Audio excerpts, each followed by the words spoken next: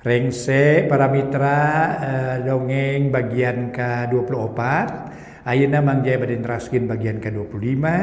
Carios nyambung judulna Neangan Bapa karangan Kiliksa. Atuh Mang Jaya ngaturkeun nuhun mugi-mugi urang salamina yeuna ginajar kawilujengan. Salamina kaing panangtayungan ti Allah Subhanahu wa taala. Mugi-mugi urang salamina dipaparin kakiatan, kesehatan, dinanggoning hirup lumampah di alam dunia ieu. Kitu nya para wargi. Margi modalna mah sehat sareng kiat kitu nya sareng mampu. Ya, mampu mayuna naon bisa daya para mitra. Aya naon teh nu disebat kemampuan gitu. Kedah mampu urang mayunanana. Upami henteu cenah tiasa mayunan tiasa naroskeun lampu kuninga nyanggakeun bae eta mamargi cara masing-masing cara sewang-sewangan sok benten-benten kitu nya aya paribasa ciri sabumi cara sadesa kitu para wargi. Mangga atuh Neangan Bapa karangan Kiliksa dina bagian ke-25 urang lajengkeun deui wilujeng ngadangukeun.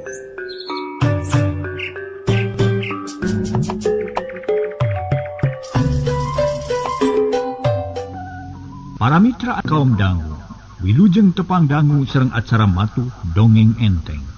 Mang Jaya sapara kanca bade neraskeun hanca dongeng nu katunda carios nyambung judulna Neangan Bapa karya Kiliksa. Ayeuna nincak bagian ka-25. Sumangga wilujeng ngadangukeun ieu dongeng.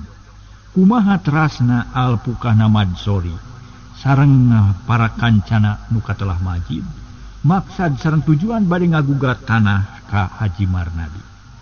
Mangga urang sami-sami bandungan hanca dongengna etang-etang hiburan pang beberah mana. Carios nyambung judulna Neangan Bapa karya Kiliksa dina bagian ka-25.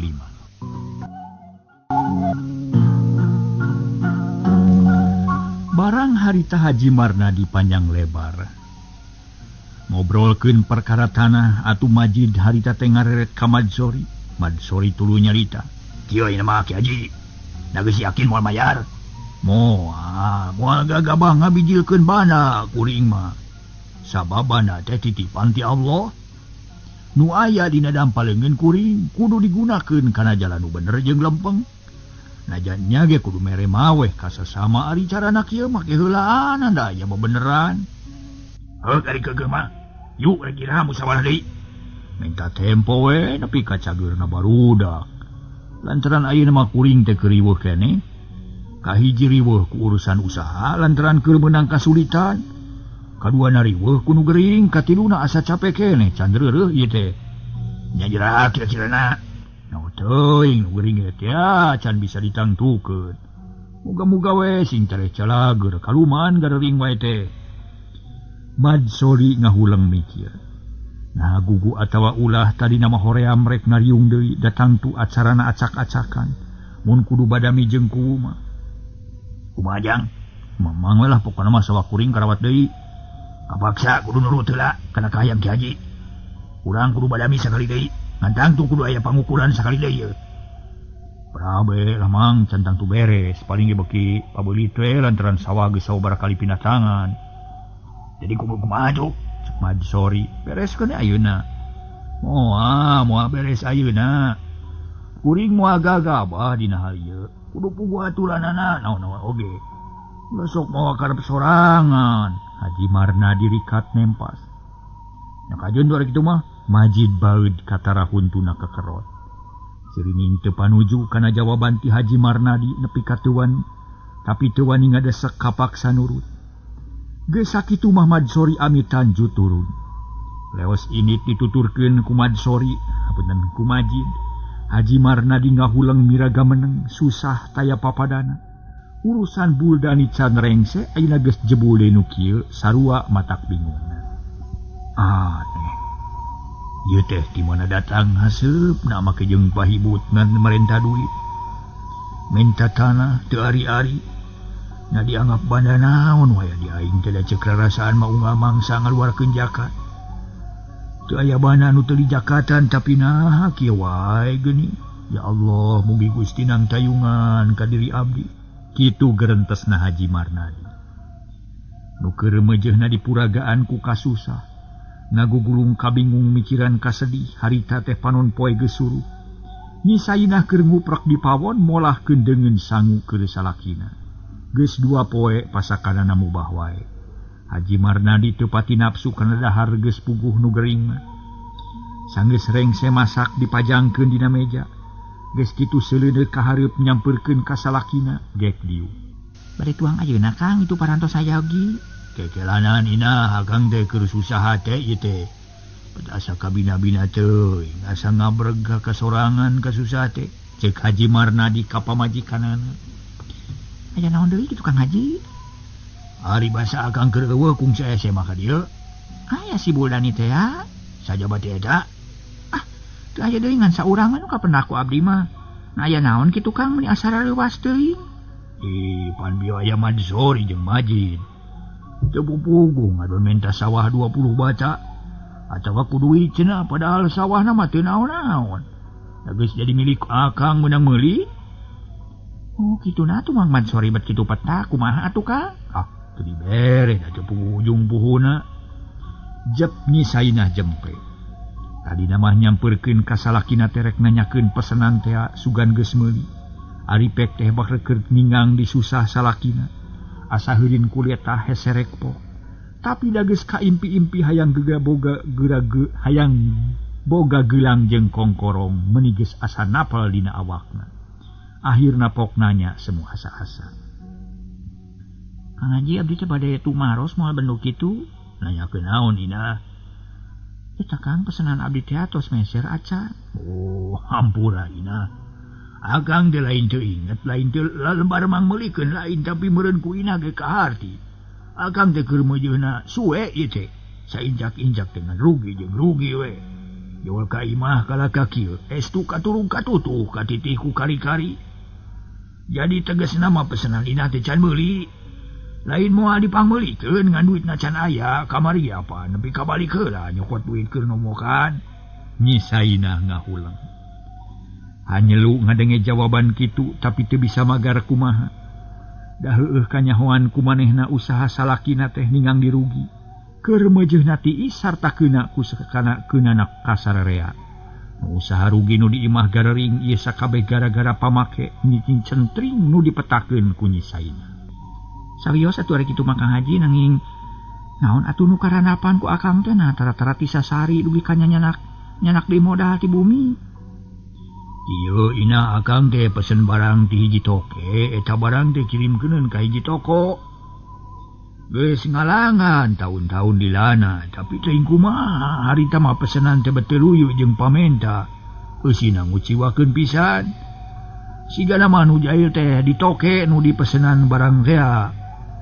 Atuh barang katarima ku toko teh nu bogana ngabak minta ganti rugi bari maksa da nganggapna teh akang teh nipu. Padahal mah urang mah sakadar ngarah leuwihna sautak saeutik teu boga niat jahil jeung teu hayang nipu. Teu wudu akang teh ngalengak lantaran barang teh lain saeutik-saeutik atuh. Pek ku inah pikir barang 100 koli teh api hargaeunana leuwih ti 1,5 juta. Basa akang narima barang teu kungsi dipariksa da puguh geus parageuh. Sarta geus ngalangan biasana ge teu aya naon-naon. Nari harita unggal koli karugian. Nu kuduna dieusi 10 ngan aya 2. Nu kuduna 6 ngan aya 1. Malah aya nu kosong pisan. Puguh we nu boga toko teh amak-amakan rasa ditipu ku akang. Tuwina minta ganti rugi. Lain katoke nu dipesenan ku akang, kalah ka akang minta ganti rugina teh. Kapaksa ku akang dibayar. Tapi teh cukup da puguh mawa duit saeutik, tungtungna duit akang teh ludes dipake mayar nu teu puguh. Da kitu jalan-jalan sama ina. Nari akang atuh teu kagungan hoja. Make narima kanu ngagugat kitu jeung deuna atuh tiasa ditepakeun kanu masikeun barangna. Ceuk Nyi Sainah. Hari ina akang teh geus loba luang jeung pengalaman dagang teh geus puluhan tahun. Kakara ayeuna manginu kitu kabeh langanan geus dipercaya. Boh langanan ngajual, boh langanan meuli. Geus lain sakatiga ngayakeun hubungan teh. Nah tu hari-harita kabeh gebet pobolotot. Akang teh teu dibere kesempatan pikeun nyarita rajin ngomong digoneng ku tukang gebung. Bade gagalak pating pedengkreng. Da tetep maranehanna boga sangkaan magara Kang teh nipu cenah kitu nu matak ge. Kumaha cek nu ngajualna tukang? Barang ditanyakeun ka nu ngajual teh sarua kawas nu meuli. Kalah morotot bari ngomong nu lain-lain. Ngagarkeun teh kawas kakara we cenah meuli barang ti dieu. Pan biasana ge tara kurang, tara salah. Nu akhirna Kang teh rugi jeung rugi, malah rek digarebugan sagala da Kang teh dimorotot di dinya teh. Akhirna Kang pasrah tarima kana nasib. Nyani tahan suama balik heula pikeun nyokot duit da modal Kang beak. Tah kitu ina.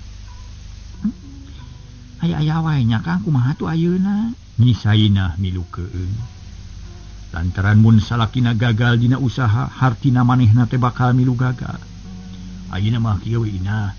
Akang moal ka init deui dagang, rek ngareukeun heula ka capek awak, capek pikiran jeung deui. Hayang mubaran heula barudak. Mun kitu atuh ayeuna mah Kang, mangga atuh urang tuang heula itu tos tari isman teh. Kagok magrib gewe bada magrib keuna bae tiis ge. Barang cacap omongan Haji Mardadi. Dur-dur bedug magrib atuh tuluy Ki Haji teh kacai rek abdas. Nyi Sainah ngarahuh narik napas. Saknya namah dina dadana keur reumeujeunna ngaburia kahayang pinuh ku nafsu. Mudal ku cita-cita tapi teu wani kedah da kaparengan bet keuriweuh di imahna.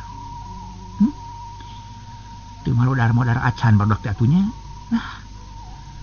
Aing nu risina ieu. Kitu ceuk pikirna bus ka kamarna. Ngara disangka salat ku salakina padahal mangadayak dagwe dina ranjang bari ngumar lamunan. Bada magrib Haji Marnadi geus rengse dahar gek diuk dina kursi di tengah imah. Pamajikanana harita teh para mitra diuk di jireunana teu loba omong kawas nu pundung. Aryati jeung Suha mangagoler di kamar masing-masing kasakit kalah kabeuki parna meuni sarua pisan. Jangkrik reang di sarada gaang patemalan jeung baturna. Langit rada bengras harita da katemong aya bentang hiji-hijieun. Pating kariceup meuni rumang. Dina cing bantuan mikir. Kumaha carana ngubaran barudak ieu teh? Sabab akang teh tenang hate satungtung barudak can cager mah ieu teh. Cing teh mungkeun kanya ka barudak teh atuh ku cara mantuan mikir atuh. Cek Haji Marnadi bari ngareret paroman katara alung. Ih Kang Haji, hate abdi mah moal tebih tina manah Kang Haji, keueung lewang bingung. Ari ras ka barudak nu keur udur. Tapi dana di kumaha da abdi teh pangawak awewe, cekolot ge awewe mah. Heureut deuleu ponok lengkah mun aya kasusah kabisangan ukur ceurik. Ayeuna mah nyangakeun we sadaya-daya teh langkung pangersa akang ngan abdi bade ngiringan ngarojong ka nulungan barudak nu nuju udur. Ceuk Nyi Sainah dari anaka. Oh, pikiran kitu teh kabaheulaan ayeuna mah awewe teh teu ponok lengkah teu heureut deuleu sarua we kawas lalaki. Bisa mikir nu leuwih jero, bisa nyawang nu leuwih jauh. Coba kaluarkeun pamadegan nu alus nu sakira bisa ngarojong kana usaha akang pikeun nyageurkeun barudak. Da kudu kumaha atuh da sakur nu aya di lemur teh geus dipapai apaan. Katatap kabeh malah mati lemur batur ge sloba nu diteang tapi kasakit barudak anger wae. Nyi Sainah ngahulang jiga nu nya keur mikir. Padahal milih-milih picaritaeun naha kumaha carana sangkan salakina kataji sarta ngaguguk kana omongan manehanana para mitra sadaya. Barang geus lila ngahuleungna Nyi Sainah tuluy nyarita. Kang, aya naon nah? Apaan di Cidempet aya ajengan kasohor tepangan we atuh kadinya manawi tiasa nulungan. Lain singahinakeun ajengan Cidempet masa guru jeung akang. Dibere kasakit kieu mah moal burung lieureun manehna ge. Nah, bet kagungan emutan kitu, Kang? Di kahiji era ari minta tulung ka manehna teh, kaduana jauh teuing. Jeung deui inah ka ditu teh moal bisa sorangan, ari akang indit pan melang ku barudak. Jadi ini mana yang udah deket heula. Nah percanten ka abdi kitu? Nah mah kitu percaya. Apa inah teh pamajikan akang, piraku teu percaya kanu jadi pamajikan. Kang tuh percaya pisan akang teh. Nya nuhun atuh ari kitu mah, keun abdi bade ngiring banting tulang. Bade ngabela anu jadi anak, sugan we ngajodo bisa nyageurkeun anu garering. Ta injing bade mentang tulung ka emak, da emak maseueur kenalan. Kapungkuri waktos Mang Dampa teu damang pan emak cukang lantaranana dugikeun ka ayeuna jagjag. Ceuk Nyi Sainah nyiar pian. Oh percaya jika ke mana-mana ge pokokna mah anak urang cager sehat jeung sabiara sabihari. Mangga plong hate Nyisaina ngemplong asa copong. Bunga nu taya papadana ari sabab mun diibaratkeun kanu keur nguseup teh mah. Eupan aya nu nyanggut karing mecatkeun jejeurna moal burung hasil ngagiriwi jeung geus kacipta laukna moal teu badak. Tapi barang keur guntreng duaan ujug-ujug aya nu ngetrokan panto sababaraha kali. Tapi ku Haji Marnadi candi tembalan bisi lain sema atuh nu ngetrok kadenge deui. Saha teh? Tanyana bari keru. Kuring Buldani? Tema anu di luar kebeg Nyisaina ngarenjang. Manehna inget ka Buldani nu kungsi ngancam ka Nyi Aryati keukeuh menta duit ladang sawah. Sing waspada Kang. Nyisaina ngaharewos. Keun ku akang rek disampeurkeun. Ina mah cicing we di dieu, ulah pipilueun ka hareup. Haji Marnadi cengkat kop kana lampu tempel dibawa ka tepas. Atuh berai ditepas caang lampu dikaitkeun kana paku dina tihang. Geus kitu ngalaan tulak berai panto muka breh Buldani nangtung dina golodong.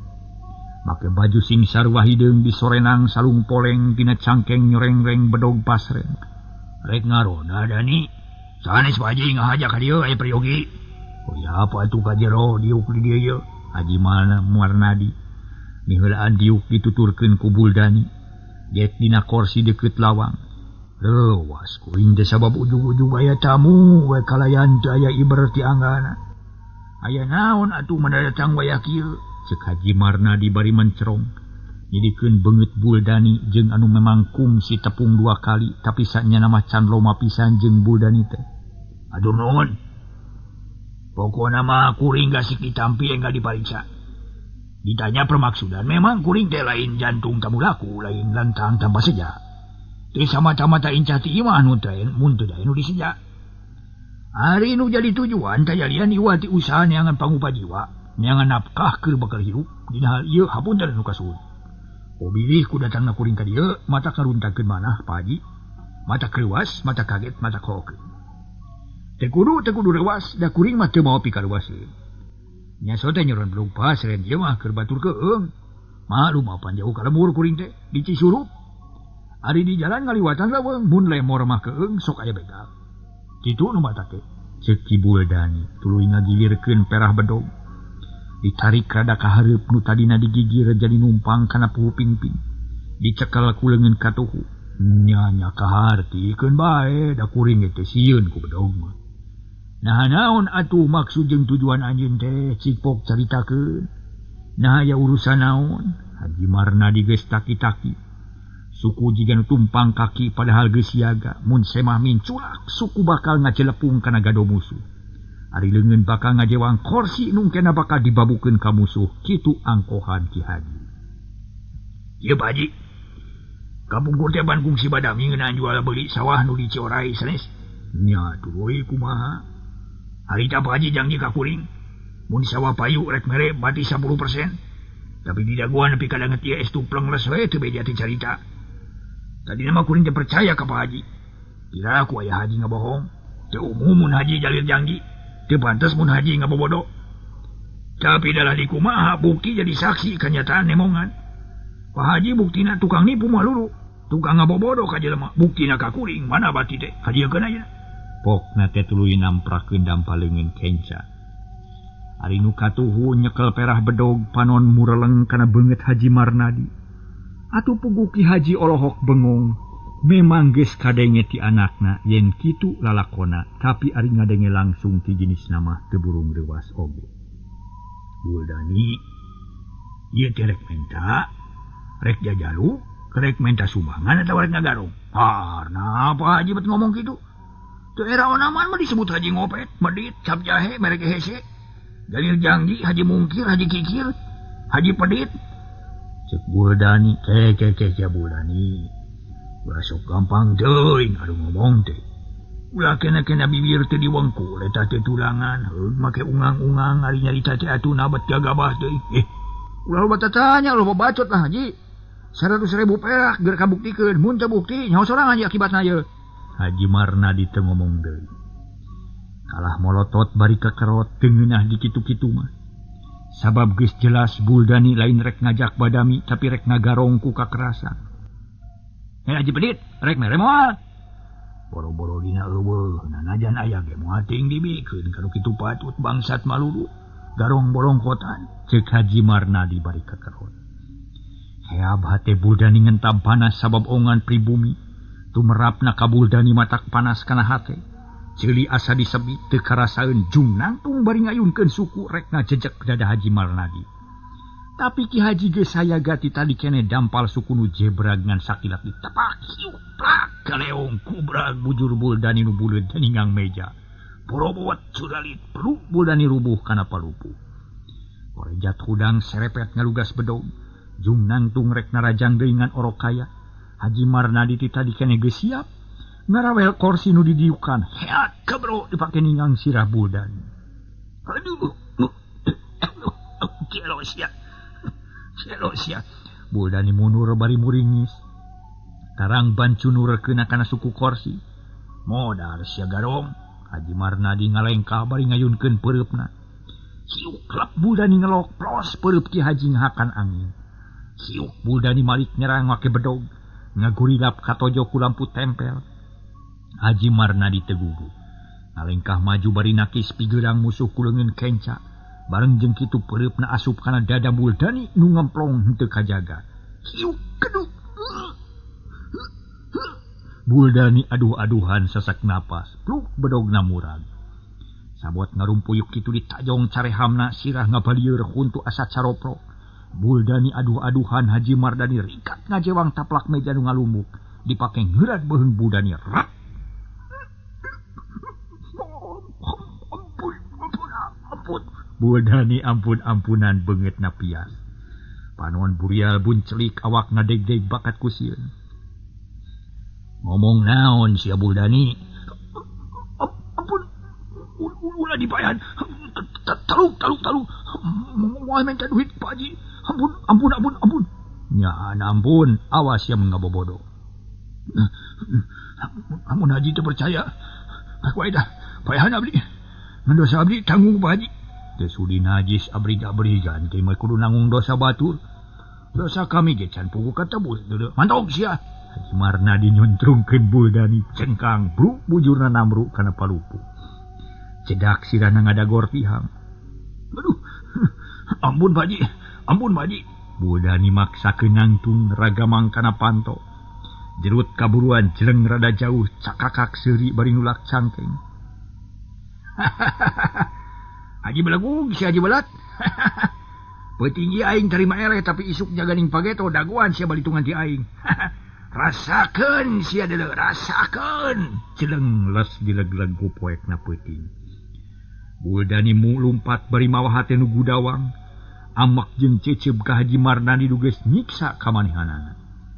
Hiuk angin peuting ngagelebug jajab Buldani nu kabur ninggalkeun Haji Marnadi. Ari Ki Haji ngahulang bari gogodeg. Teu nyana horeng teh rek dipercaya jalma jahat. Punten rek dipergasa, horeng teh dipergasa jalma jahat. Lumengis teh ukur dipake alat. Oh bener, manehna percaya ka jalma jahat. Lumengis teh ukur dipake alat. Pikeun ngabebaskeun diri dina cangkreman musuh. Puguh Ki Haji meuni gregeteun asa katipu asa dibobodo ku bangsat. Kurang ajar. Dasar setan alas bangsat koplo. Panyana teh nya andrek eling si horeng olo-olo ngolo-olo malulu. Aduh teu dilepaskeun tadi lah. Kadung dilepaskeun. Kitu ceuk Ki Haji ret kana bedog Buldani. Ngagoler di pojok tepas kop dicokot di alak ilik sakedeung tuluy dibawa ka tengah imah. Para mitra kaum dangu kasampak teh nyisainah keur ngadeg-deg bakat kureuwas. Lantaran teu disangka-sangka bakal aya kaributan. Tadi basa Buldani jeung Haji Marnadi tarung nyisainah noong sakedeung tuluy balik deui ka dapur. Da teu kuat nengjo bedog anu ngagurilap. Nuhun teuing akang salamet ceuk nyisainah. Berkah ditang tayungan ku Allah. Akang salamet tapi najan kitu gesanya nama akang teh eleh ieu teh malah Haji Marnadi. Gek diuk dina kursi bangun lungse bedog Buldani digolerkeun dina meja. Nah make eleh Kang pan geus puguh si bangsat kabur. Kabur bari nangtang, bari ngajajeleh ka akang. Bari moyokan, bari ngancam. Jadi hiji mangsa bakal datang rek ngayakeun bari tungan. Sedang tisa memehna, nipu ka akang magarkeun teh. Ampun rek ngaku eleh ari buktina kalah ka kitu. Katipu akang teh puguh ge ina. Haji Marnadi bener-bener ngarasa hanyelu lantaran musuhna kabur ku cara kitu. Misaina ngahulang manehna ge reuas kareureunnakeun, tapi teu katutuluyan pok nyarita leuleuinakeun. Kang Haji ulah seueur ting nu diemutan, sabios. Angap ngimpen menu moal datang deui. Akang kedah istirahat, kedah leleson ulah seueur ting kapusing. Biri jantan panyawat. Ya bener akang teh memang kudu reureuh ieu teh. Wah, urang sare geus beuting ieu teh tapi kerek nempuh heula barudak akang teh. Haji Marnadi nyingkapkeun hordeng kamar Aryati. Breh anakna keur sare ngan sakapeung sok bari humarurung sarena. Brai mukakeun hordeng kamar Suhama ari breh Suhama macan sare. Ari sabab tadi teh milu seunggah. Ngadenge ngaran Buldani nu pareare omong jeung bapana. Komo basa ngadenge nu brug-breg mah hate Suhama beuki tagiwur. Boro-boro bisa sare kalah kanamahan berat kana uteukna. Kira sare Suhama geus peuting.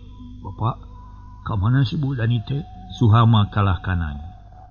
Ulah mikiran nu lain-lain, si bangsat bagus kabur. Geus diwarah ku bapak, manehna kojor. Maemean kojor di emper. Geus, ulah mikiran si Buldani geura sare ngarah tereh cageul. Suhama ngarahuh narik napas panjang. Geus kitu narik simut di bebener ngarah buni. Sabab hawa mimiti karasa tiis angin peuting maloncor tina sela-sela bilik. Haji Marnadi ninggalkeun anakna, wani ninggalkeun ayeuna mah da teu parna kawas kamari. Jep di imah para mitra jempe damar di tengah imah di pareuman ngirit minyak meureun. Peuting beuki jempling sora jangkrik kadenge beuki tarik, sora bueuk mata keung cari cangkas mata klowang, jegung-jegung sada anjing ngagogong. Harita para mitra sada anu ngarona bari jeung tanghi-tanghian bari jeung nakolan kohkol. Rona ngaliwat ka hareupeun imah Haji Marnadi. Nu di imah teu malanda memang geus tibra. Suhama teu hayang ngomong najan nyaring oge umur ngalamun ngumbar sawangan. Bet loba kasieun jeung kahariwang ras inget ka indungna. Malah bet temong kalangkang dina kongkolak matana. Mak cek Suhama lalawunan tuluy malik bari menerkeun simut. Tetela teu aya kangeunahan. Nang karak teu geunah nyangigir nyeri nang kuban eungap. Tungtungna guling gasahan gedebag-gedebug teu puguh rasa. Ayohna bae Suhama geus terus rasa yen bakal aya mamala nu bakal tumiba. Ngan bae Suhama bisa nyurahkeun eta kila-kila. Kawan tu kurang luang jeung pangalaman kasebut budak keneh dina hal pangalaman. Ari pangna kitu nyisaina nu hiri dengki jail kaniaya nu geus puguh sulit ati belang bayah. Tadi pasosore geus meunang kapercayaan ti Haji Marnadi pikeun neangan ibarat. Kajadian ieu teh pikeun nyisaina kacida nguntungkeunana. Tapi sabalikna pikeun Suhama malampu koneng. Jadi tanda bahaya ngan sakitnya kitu. Saha nu nyaho atuh da ditilik tina sapopoena mah geus puguh sikep nyisaina teh alus. Komo kasalakina mah saeutik ge teu matak muciwa. Para mitra kaum dang, akhirna poe nu bakal jadi cikalna kariweuhan teh kasampeun. Harita panon poe geus meletek di tebeh wetan, Suhama geus canyaring. Da peutingna kurang sare sedangkan nyisainah mah geus dangdan. Lantaran rek nepungan indungna rek badami nu leuwih apik atuh sajabana ti kitu dadakuna mah rek nyiar tamak cenah. Kang Haji permiosnya bade ka mah heula. Padahal geramiang ina, kade mun geus meunang tamak kudu buru-buru baliknya. Sangkan barudak gancang-gancang kaubaran, karunya babakuna mah. Mangga Kang. Tema nyisainah bari det ngasupkeun duit kana dompet. Geus dibere teh tadi keneh ku salakina. Kenceling init ngajugjug ka imah Masani. Adi jalan teu dicatur para mitra. Mas Harni teu dicatur urang kocapkeun geus atepi we. Jauh teu burung cunuk angang teu burung datang ceuk paribasana kasampak teh Mas Harni keur ngadaweung dina bang barung. Kawas nu eueuh gawe padahal piring kalotor kumaheun buruan barala kalakai ngayang sapu ke sapuan. Meni bangun senang ari emak. Naon deui nu diteangan pan hayang senang lain? Temana bari nyerengeh atoh nenyo anakna datang. Nya kasenangan nu diteangan emak tapi ari kitu-kitu teuing mah abong ke bong deui we atuh kalakai meni ngayang heung sapukeun. Bari nunyu. Geus teh kitu kudu dititah. Kolot mah salse we da puguh geus kurang tanaga. Cecak mun bisa ngagaji babu malah rek miara hiji keur puru udi teu eta pur hadi itu eta.